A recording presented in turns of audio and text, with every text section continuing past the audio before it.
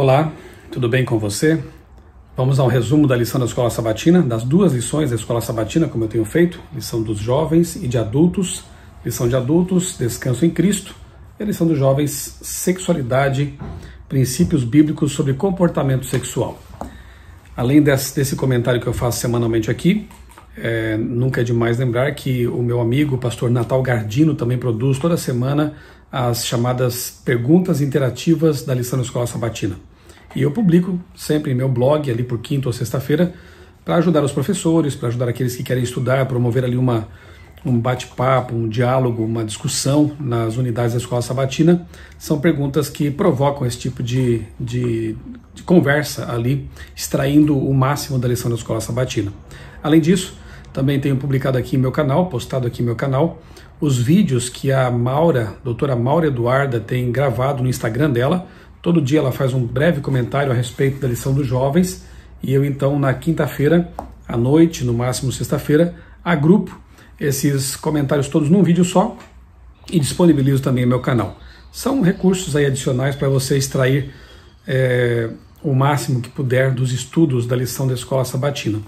Nesta semana, na lição de adultos, nós vimos aqui duas histórias, bastante inspiradoras, bastante interessantes. A primeira delas encontramos no Evangelho, que é a cura do paralítico, e a segunda história, a conhecida história do profeta Elias, as lutas pelas quais ele passou, o momento em que ele se recolheu também ali com algo que parecia até uma depressão. Enfim, essas duas histórias foram analisadas ao longo da semana na lição dos adultos. Depois eu farei aqui um breve comentário também sobre a lição dos jovens. Lição 8, livres para descansar. O verso para memorizar é: Senhor, o Senhor é a minha luz e a minha salvação. De quem terei medo? O Senhor é a fortaleza da minha vida. A quem temerei? Salmo 27, verso 1. Quando nós pensamos em quem é o nosso Deus e nos lembramos de que Ele é o Criador do universo, o Deus Todo-Poderoso, realmente é estranho sentir medo, mas nós somos seres humanos, somos finitos, somos falhos, mas seria bom sempre nos lembrarmos de que o nosso Deus é o Criador Todo-Poderoso, Criador do universo, Deus soberano. Portanto, quando nós colocamos nossa vida nas mãos dEle, temos que confiar que Ele sempre fará o melhor para nós.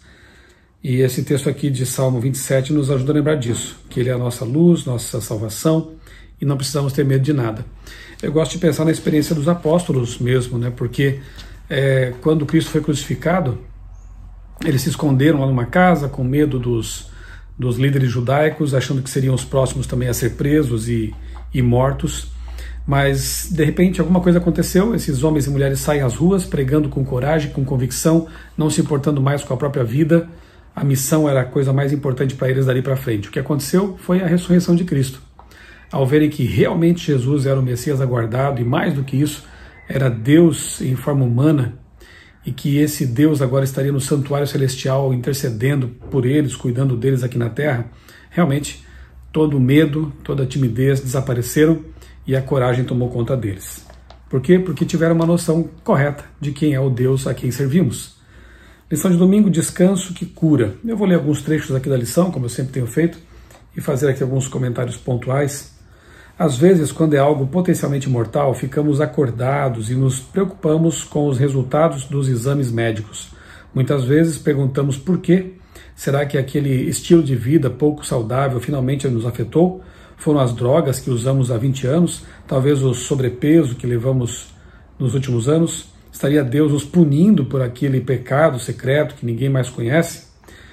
Na verdade, a história do paralítico aqui, curado por Jesus, ela mostra que o principal, o que ele mais queria mesmo era o alívio da carga de pecado que ele carregava ali ao longo da vida, Tanto é que Jesus primeiramente oferece o perdão para ele, porque é o que ele mais precisava realmente.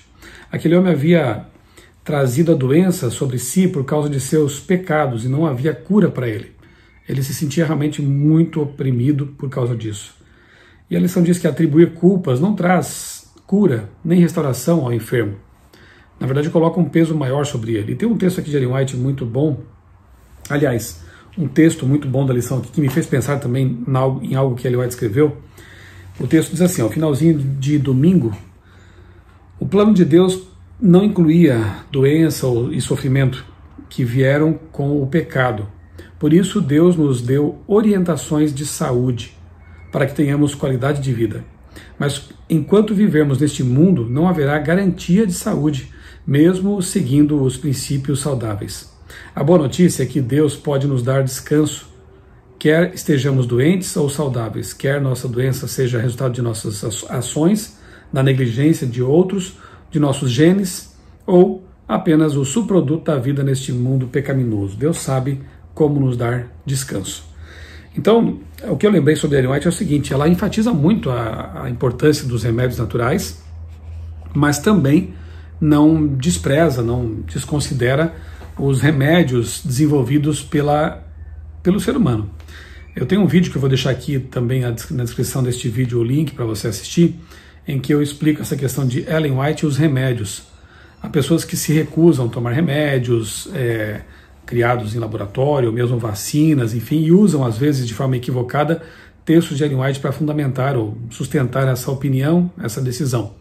E na verdade isso é um erro, porque Ellen White sim condenou drogas do tempo dela, do século XIX, que eram mais prejudiciais do que a própria doença.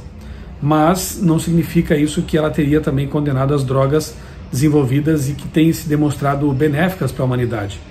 Então é preciso ter um pouco mais de sensibilidade com respeito a esse assunto, porque muitas vezes a doença não é resultado de uma negligência, de um desprezo para com os remédios naturais.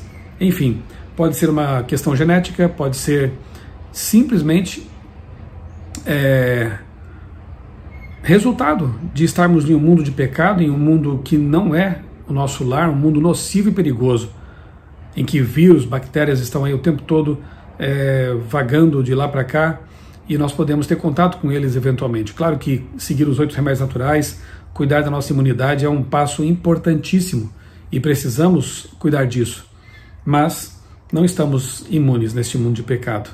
Eventualmente a doença nos acomete, a morte também nos alcança, e precisamos ter essa certeza de que mesmo em meio às lutas pelas quais passamos, mesmo em meio às doenças, podemos sim ter descanso em Cristo, porque o mais importante é o perdão e a vida de paz com o nosso Deus. Segunda-feira, tratando a raiz do problema. Então aqui realmente nós vemos que Jesus foi a raiz do problema, que era o pecado, realmente que incomodava aquele homem, e Jesus então concede o perdão. Os fariseus que estavam ali, escribas, ficaram contrariados com essa atitude de Jesus. Claro, porque se fosse apenas um ser humano, ele não poderia perdoar pecados, mas para provar que quem estava ali não era apenas um ser humano, mas era o Deus em pessoa, ele então faz mais do que perdoar aquele homem. Ele diz: levanta e anda. E ele cura então um paralítico, que humanamente falando era impossível realizar aquele milagre, era impossível, mas para Deus não. Então Jesus, ao curá-lo, estava dizendo, em outras palavras, que o mesmo poder que ele tinha de curar e tem de curar, é o poder que ele tem de perdoar pecados também. Perdoar o pecado é uma coisa invisível. A cura se tornou algo visível. Então nós temos também que entender que mesmo que não vejamos a ação direta de Deus em perdoar, ou não sintamos alguma coisa, aliás, sentir é algo muito subjetivo, nós não podemos confiar tanto assim em sentimentos, nós temos que ter a certeza e a convicção de que se Deus perdoou, se você aceitou o perdão, se você pediu perdão, você está perdoado. Não porque você sinta alguma coisa, mas porque Deus empenhou sua palavra nisso. Então, arrependa-se de seus pecados, peça perdão a Deus e creia que Ele o perdoou. Na lição de terça começa então o estudo sobre Elias. Não mais agora sobre o paralítico, né? Tem muita coisa mais que poderíamos dizer sobre esse paralítico, a história dele é maravilhosa, os amigos que o levaram até Jesus, enfim, tantos detalhes nesse relato dos evangelhos que podem ser explorados e são maravilhosos. Mas agora a lição muda aqui de cenário, de tempo, de personagem, e fala de Elias. E explora a questão da saúde emocional.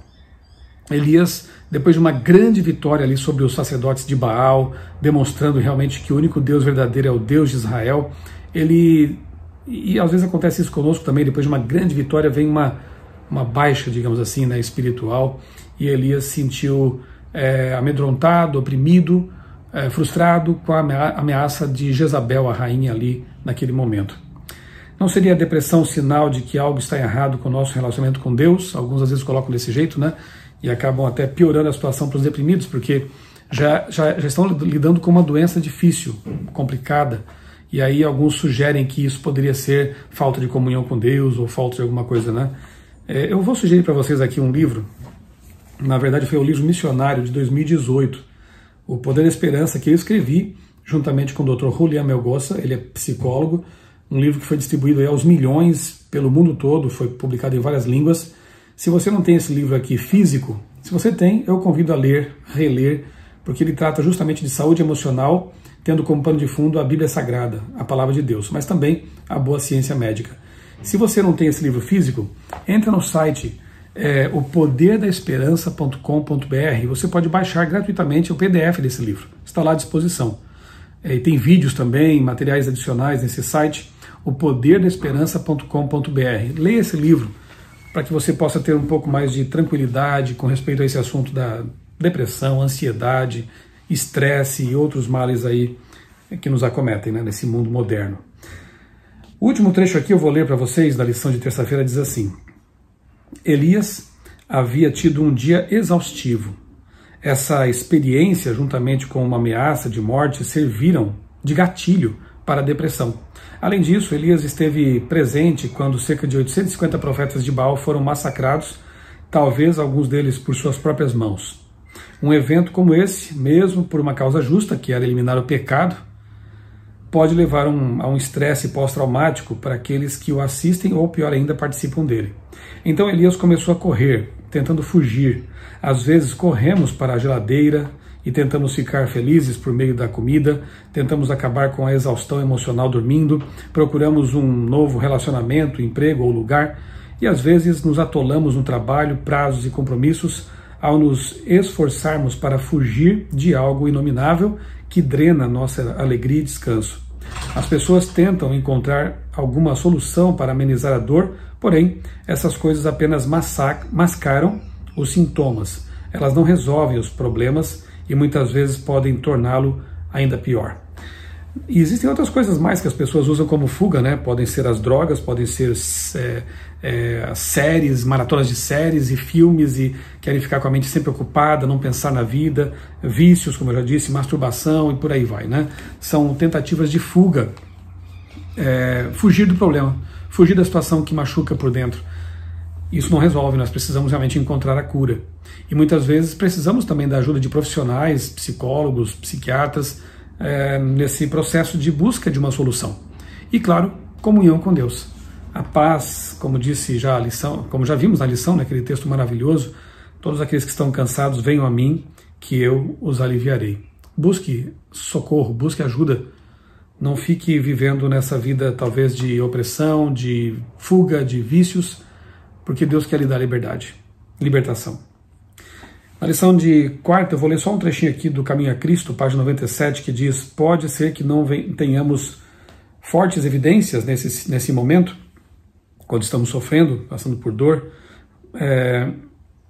Pode ser que não tenhamos fortes evidências nesse momento de que nosso Redentor inclina o rosto sobre nós em compaixão e amor. Mas é isso que acontece. Podemos não sentir seu toque visível, mas sua mão compassiva e amorosa está sobre nós. Louvado seja Deus por isso, né? Mesmo que nós não sintamos, não percebamos, mas Deus está ali. Ele promete estar com aqueles que sofrem, né? Está muito mais perto daqueles que sofrem, porque são os que mais precisam dele. A atitude de Jesus aqui na terra, quando lidou com pessoas sofredoras, doentes, escravizados pelo pecado, mostra que o nosso Deus nos trata desse jeito, com compaixão.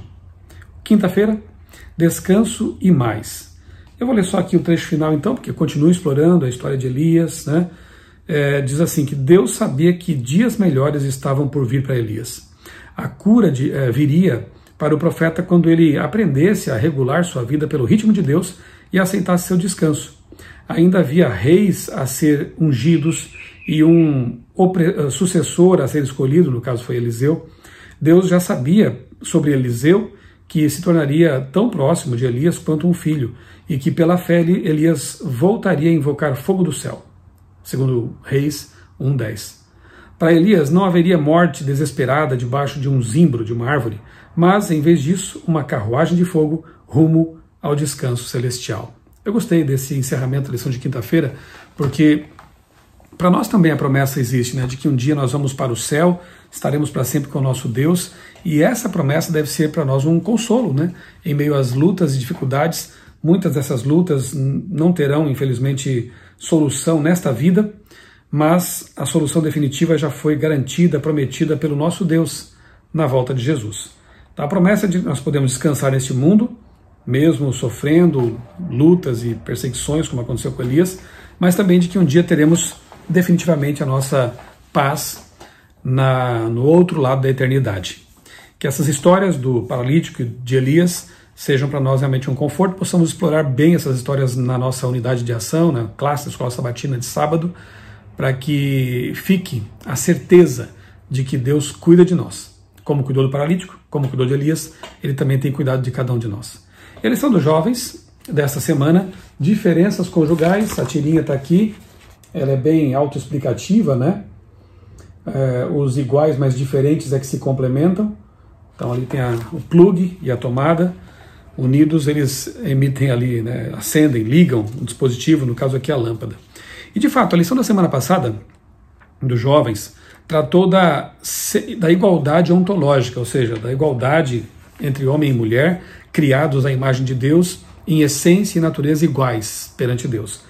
A lição da semana trata do oposto disso, né, as diferenças conjugais que formam justamente a complementaridade entre homem e mulher, porque foi para eles que Deus disse, né, o homem deixará pai e mãe, maturidade, portanto, unir-se-á à sua mulher, casamento, e tornar-se-ão uma só carne, intimidade sexual.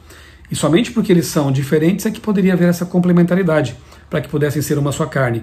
E no unir-se como uma só carne, como um casal, eles estariam então de forma mais plena, demonstrando, manifestando aquilo que Deus é, né? Porque Deus ele tem características, como a lição aqui mostra, né? A feminilidade bíblica, a masculinidade bíblica. Deus muitas vezes na Bíblia é expresso com características femininas, de ternura, de amor incondicional e outras mais. Ou também é apresentado com características masculinas, como bravura, coragem, proteção e aí por diante, né? Então é interessante porque homens e mulheres trazem em si características que juntas complementam umas às outras. E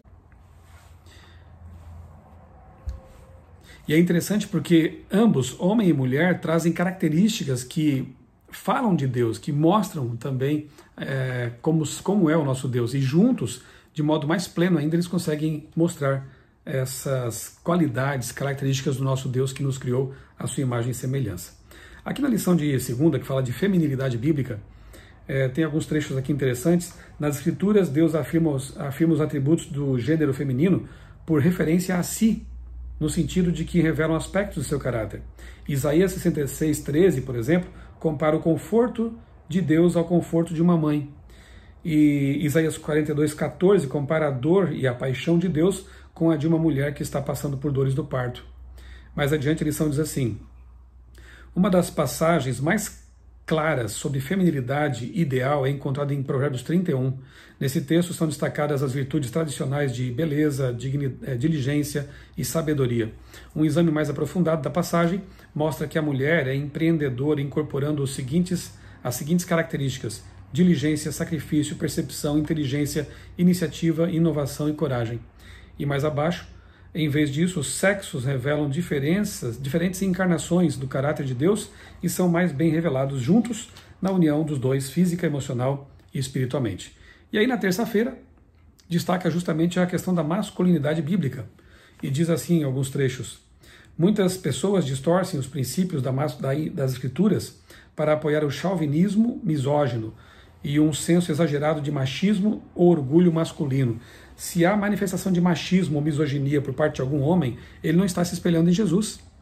Porque Jesus, ele é apresentado como modelo de masculinidade e Jesus, ele era bondoso, perdoador, compassivo e deu a vida pela igreja. Tanto é que Paulo lá em Efésios vai comparar o amor que um homem tem que ter por sua mulher com o amor de Jesus, a ponto de se auto-sacrificar por essa pessoa. O amor de Cristo claramente é um modelo masculino que deve ser seguido. E mais abaixo diz, Isaías 40, verso 11, aponta para a gentileza, ternura de Deus com providência e força. Paulo usa o tema da masculinidade em 1 Coríntios 16:13, onde escreveu o seguinte: fiquem alertas, permaneçam firmes na fé, mostrem coragem, sejam fortes. A raiz grega da expressão mostrem coragem é andrizomai, que significa ser bravo como um homem. Veja só. Os traços de caráter de bravura, fidelidade, força e firmeza estão entrelaçados com o gênero masculino. Quarta-feira, momento hipertexto, vou ler só um trecho também.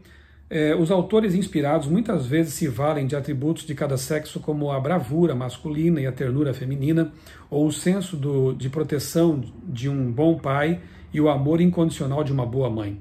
Ao fazer isso, a palavra de Deus mais uma vez reconhece as diferenças que entre os dois sexos e as valoriza. Se apresenta como semelhante a um bom homem e a uma boa mulher, né? Deus é assim então. Quinta-feira, padrão de identidade. Ao declarar sua intenção de criar a humanidade, Deus deixou claro que homem e mulher deveriam ser feitos à sua imagem. Em sua masculinidade e feminilidade, a humanidade foi criada para refletir aspectos do caráter de Deus.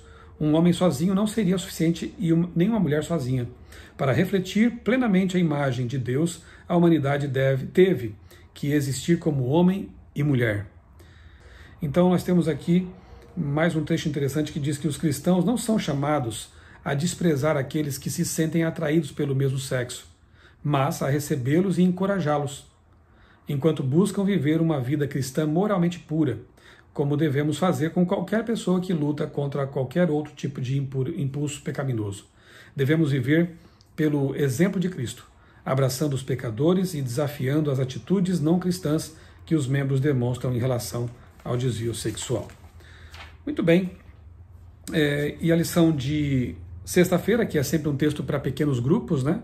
Escrita aqui pelo pastor Diego Barros, traz aqui alguns trechos interessantes também que dizem o seguinte: para considerarmos essa distinção, é necessário pensar na Bíblia como um livro retrógrado e ultrapassado, pois se a Bíblia for levada a sério, veremos que não há menção a nenhum tipo de construção de papéis sociais relacionados aos gêneros em nenhuma linha da Escritura.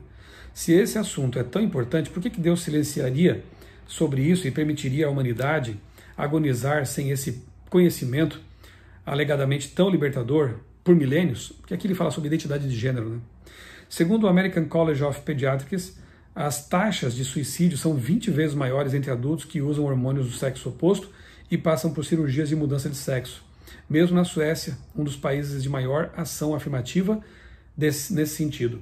Além do mais, de acordo com a mesma entidade, depois da puberdade, 88% das meninas e 98% dos meninos aceitarão seu sexo biológico naturalmente. É um assunto também que eu sei envolve muita complexidade, há muito pano para manga, mas levanta aqui a questão e que ela seja tratada, né, da forma correta, com responsabilidade, com amor, com compreensão, mas que seja, assim, abordada numa perspectiva bíblica. Eu quero recomendar para você também o site contextobiblico.com.br. Ali, toda semana, a Agatha e eu, que somos os editores da lição, publicamos textos adicionais, alguns textos explicando também as tirinhas, e nessa semana eu escrevi um texto ali sobre essa questão, ideologia de Gênesis ou de gênero, e espero que você acesse, vou deixar aqui na descrição também o link para esse texto, que ele ajude você também ao abordar a lição dos jovens dessa semana. Vamos fazer uma oração para encerrar então esse vídeo? Amado Deus, bondoso Pai, muito obrigado por esses materiais que a Tua Igreja oferece a nós, textos, estudos feitos com responsabilidade, com base na Palavra de Deus, a Bíblia Sagrada. Obrigado porque eles nos ajudam a encontrar um norte, a encontrar valores, princípios que estão contidos na Palavra de Deus. Que nós possamos aprender das histórias do paralítico curado por Jesus, de Elias, e também, ao estudar a lição dos jovens, possamos também entender os Teus planos para os homens e as mulheres. Dá-nos a Tua paz e que possamos ser cada vez mais semelhantes a Jesus. É o que te pedimos, agradecidos, em nome dele. Amém. Um grande abraço para você, que Deus abençoe grandemente a sua vida e também a sua família.